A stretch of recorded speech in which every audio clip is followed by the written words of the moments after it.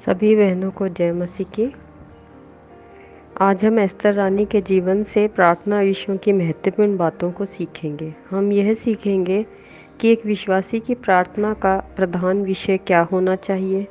जब हम परम प्रधान परमेश्वर के सम्मुख अपनी प्रार्थना और निवेदन लेकर जाते हैं तो हमें किस प्रकार शालीनता और आदर के साथ जाना चाहिए। हमारी प्रार्थनाओं का विषय केवल हम ही नहीं हो बल्कि दूसरों के लिए भी बोझ के साथ प्रार्थना हमें करनी चाहिए। तो इन्हीं सारी बातों को हम एस्तर रानी के जीवन से आज देखेंगे। हम इसके लिए देखेंगे एस्तर रानी की पुस्तक, उसका 5वां अध्याय और उसका पहला और दूसरा पद। तीसरे दिन एस्तर अपने राजकीय वस्त्र पहनकर राजभवन के भीतर आंगन में जाकर राजभवन के सामने खड़ी हो गई। राजा राजभवन में राजगद्दी पर भवन के द्वार के सामने विराजमान था, और जब राजा ने एस्तर रानी को आंगन में खड़ी हुई देखा तब उसने प्रसन्न होकर सोने का राजदंड जो उसके हाथ में था उसकी ओर बढ़ाया। तब एस्तर ने निकट जाकर राजदंड की नोक को छुआ। तो हम यहाँ पर देख सकते हैं कि किस प्रकार एस्तर जो थी वो राजा के सामने यूं ही नहीं चली गई, किसी भी तरीके से अच्छे वस्त्र पहनकर आदरपूर्वक राजा के सम्मुख जाती है और राजा द्वारा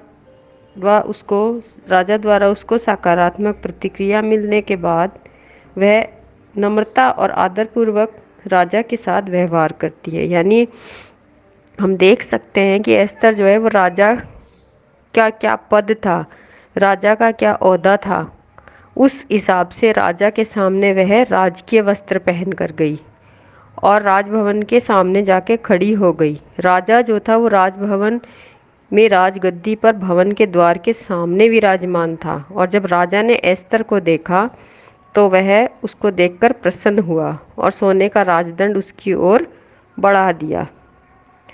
तो हम इस घटना से क्या सीख सकते हैं? हम ये सीख सकते हैं कि जिस परमेश्वर को हम मानते हैं, जो परमेश्वर हमारा उद्धार करता है, जो परमेश्वर हमारे लिए आज भी जिंदा और जीवित परमेश्वर हमें संभालता है, उसका पद क्या है, वो कौन है। तो उसके सम्मुख जब हम जाते हैं, उस सर्वशक्तिमान परमेश्वर के, जब हम उसके सम्मुख अपने प्रार्थना निवेदनों को ले जाते हैं, अपने प्रार्थना विषयों को ले जाते हैं, तो हमें किस प्रकार उसके सम्मुख जाना है। यूं ही नहीं चले जाना है। हमारा परमेश्वर कौन है, उसका पद क्या है, यहोवा परमेश्वर। तो उस हिसाब से जो उचित आदर मान महिमा और स्तुति के योग्य जो परमेश्वर है, हमें उसके सम्मुख उसी प्रकार से जाना चाहिए। ये नहीं कि सीधे जाकर हम अपने प्रार्थना विषयों को यूं ही उसके सामने बताने लगे कि अरे परमेश्वर हम आपके पास आए हैं, आप हमें ये देना वो देना, ऐसे करना वैसे करना। नहीं, ऐसा हमें नहीं करना। एस्तर ने भी ऐसा नहीं किया।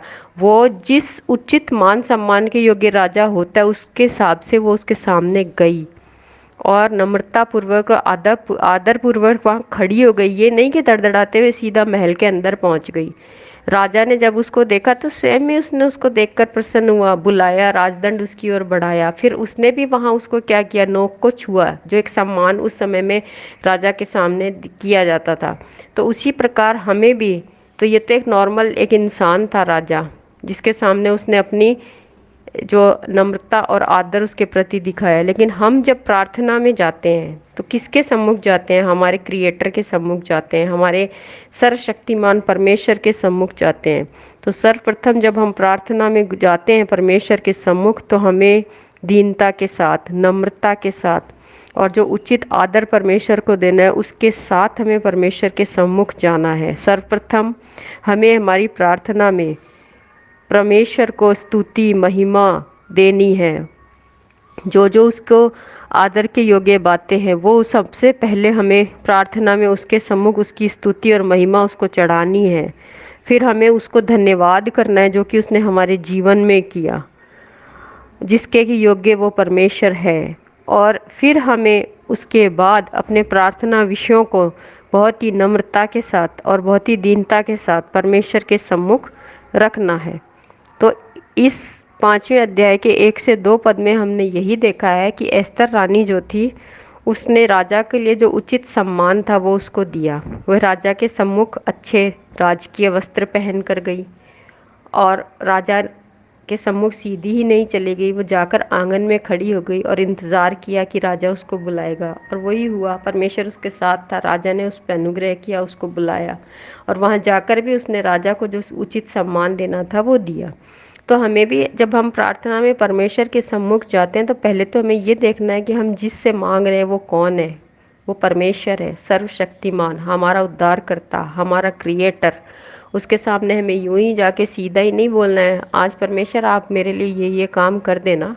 तो इस तरीके से नहीं, सबसे पहले हमें जाना है उसको, पहले हमें महिमा देनी है, स्तुति देनी है हमारे होठों से, फिर उसको धन्यवाद देना है, फिर हमें हमारे प्रार्थना विषयों को परमेश्वर के सम्मुख रखना है। तो ये एक चीज़ हमने एस्तर रानी से सीखी प्रार्थना के विषय में।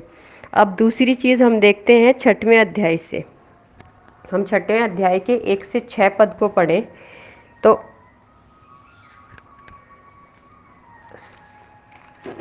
सॉरी, यदि हम 7वें अध्याय के 1 से 6 पद को यदि हम पढ़ते हैं तो वहाँ हम एक चीज़ को देख सकते हैं कि अतः राजा और हामान एस्तर रानी के भोज में आ गए। राजा ने दूसरे दिन दाखमुख पीते पीते एस्तर से फिर पूछा, हे एस्तर रानी, तेरा क्या निवेदन है? वह पूरा किया जाएगा। तू क्या मांगती है? मांग, और आधा राज्य तक तुझे दे दिया जाएगा। एस्तर रानी ने उत्तर दिया, हे राजा, यदि तू मुझसे प्रसन्न है और राजा को यह स्वीकार हो तो मेरे निवेदन में मुझे और मेरे मांगने से मेरे लोगों को प्राणदान मिले। देखिए, यहाँ पे हम देख सकते हैं कि सारी परिस्थितियाँ जो हैं वो एस्तर के फेवर में हैं, सब कुछ एस्तर के हाथ में है। राजा कह रहा है कि भाई तुझे जो मांगना है मांग, तू जो भी मांगेगी मैं तुझे दे दूंगा। मतलब इतना राजा उस पर अनुग्रहित है, मेहरबान है। फिर भी हम एस्तर को देख सकते हैं कि उसका स्वार्थहीन एक जो रूप है हम यहाँ पर देख सकते हैं कि एस्तर जो है उसने अपने लिए कुछ भी नहीं मांगा, कुछ भी नहीं मांगा। उसने क्या बोला कि मेरे यहूदी जो भाई बहन है, जो जाति है, उसका प्राणदान मांगा। तो हम देख सकते हैं कि एस्तर जो है एकदम स्वार्थहीन एक स्त्री के रूप में हमें एस्तर को देख सकते हैं कि इतना सब कुछ फेवरेबल कंडीशन होने के बाद भी उसमें अपने लिए उसने कुछ भी नहीं चाहा, कुछ भी नहीं चाहा। जो उसने क्या मांगा, अपने यहूदी जाति के लिए प्राण दान मांगा राजा से। उस एक मौके का फ़ायदा उसने उस चीज़ के लिए अपनी प्रार्थना निवेदन में उठाया, क्योंकि राजा उससे प्रसन्न था और वो खुद बोल रहा था कि तू मांग, तू क्या मांगती है। तो इसी प्रकार हम जो विश्वासी लोग हैं, हमें भी परमेश्वर के सम्मुख सब सर्वप्रथम हमारे विश्वासी भाई बहनों के लिए प्रार्थना करनी है, उनकी आत्मिक उन्नति के लिए प्रार्थना करनी है। और फिर उसके बाद हम देखें तो हमारे आसपास जितने भी हमारे जानकारी के अविश्वासी लोग हैं, उनके उद्धार के लिए हमें प्रार्थना करनी चाहिए। ना कि केवल प्रार्थना में हर दिन अपना ही स्वार्थ, अपने ही हितों को लेकर हम परमेश्वर से मांगते रहें। परमेश्वर मुझे एक नौकरी दे दे, परमेश्वर मुझे एक अच्छा सा घर दे दे, परमेश्वर मेरे बच्चों को डॉक्टर बना दे, इंजीनियर बना दे। तो ये सारी तो दुनिया की चीज़ें हैं ही, और ये सब तो जब हम विश्वास में आ गए तो परमेश्वर बोलता है कि तुम केवल स्वर्गीय वस्तुओं की खोज में रहो, बाकी सब तुम्हें दे दिया जाएगा। तो ये सारी चीज़ें तो जब हम परमेश्वर के सम्मुख आते हैं तो परमेश्वर हमें आशीषित करता ही है। लेकिन हमारा मुख्य विषय जो प्रार्थना का है वो यही है कि हमें प्रार्थना में सबसे पहले आत्मिक विषयों के लिए प्रार्थना करना है। अपने से ज़्यादा उन लोगों के लिए प्रार्थना करना है जो आज भी भटके हुए हैं, अविश्वास में हैं, नाश की ओर जा रहे हैं। ऐसे लोगों के लिए हमारे दिल में एक कंपैशनेट हार्ट होना चाहिए, दर्द आना चाहिए, दुख आना चाहिए, उनको देख के पश्चाताप आना चाहिए। तो हमें अधिक से अधिक हमारी प्रार्थना में, एक विश्वासी की प्रार्थना में आत्मिक विषय ही ज़्यादा होने चाहिए।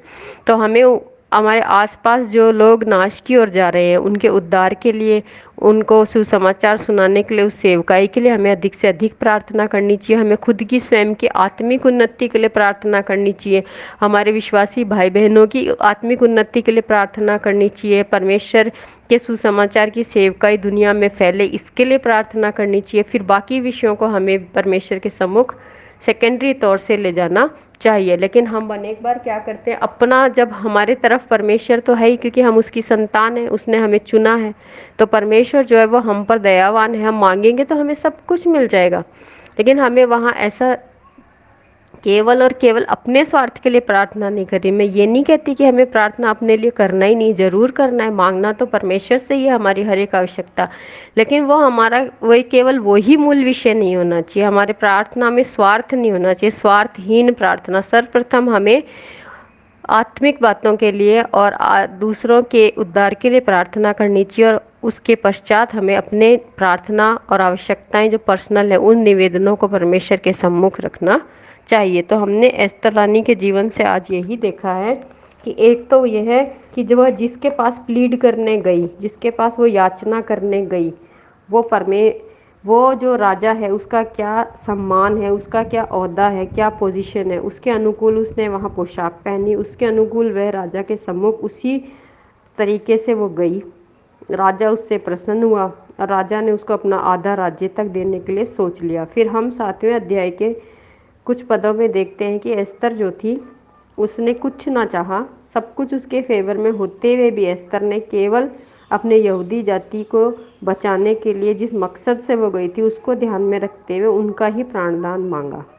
तो हमें भी एस्तर के जीवन से यही सीखना है कि हमें स्वार्थहीन होकर परमेश्वर के सम्मुख प्रार्थना करनी है, अपने से ज़्यादा दूसरों की आत्मिक उन्नति के लिए, दूसरों के उद्धार के लिए हमें सर्वप्रथम परमेश्वर के पास जाना है, फिर अपनी आत्मिक उन्नति मांगनी है, उसके बाद हमें मेटेरियलिस्टिक थिंग्स के लिए परमेश्वर से प्रार्थना करनी है। तो प्रिय बहनों, आज मैं इन्हीं बातों के साथ इस मनन को विराम देना चाहती हूँ। कल हम और कुछ और बातें एस्तर के प्रार्थना जीवन से देखेंगे। प्रभु के नाम की महिमा हो।